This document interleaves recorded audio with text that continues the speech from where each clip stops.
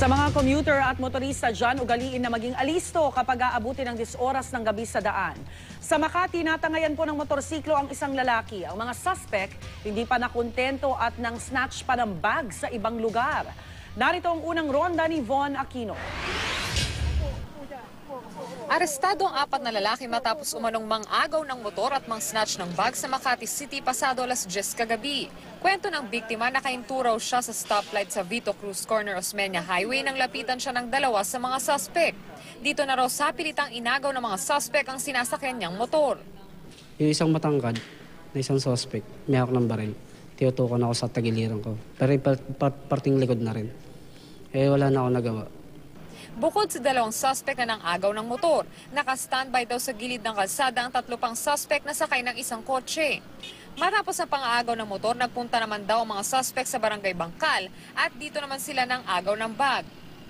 Nakakuha naman tayo ng report ng nagpaputok. Dito sa Estrella Corner Reyes ay nakakuha ng atensyon ng ating ilang bystander doon at nai-report sa ating kapulisan. Matapos mapaputok, dito na nagkahabulan ng mga suspect at mga pulis. Dumiretso raw ang mga suspect sa EDSA Extension sa Pasay City hanggang mabaril ng mga pulis ang gulong ng kanilang sasakyan dahilan para sila mapatigil.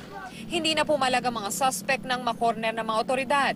Nakuha sa kanila ang 2 kalibre 45, isang 9mm pistol, patalim at mga bala.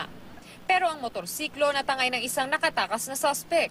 Kinilala ang mga naarestong sina Nelson Castillo, Brian Legitimas, Roberto Gozon at Victorio Nuas. Hinala ng pulis, miyembro ng malaking notorious group ang mga suspect. Pero ang isa ay tinangging kasabot siya sa krimen. Sabi lang po, isasama nila ako, magdadrive lang daw po ako. Tapos babayaran lang nila ako. Kung driver lang po talaga ako. Pagdating ng gabi at alanganing oras, hanggat maaari tayo ay umiwas na sa mga alanganing lugar. Patuloy naman ang pagtugi sa nakatakas na suspect. Ito ang unang balita sa Makati City. Von Aquino reporting.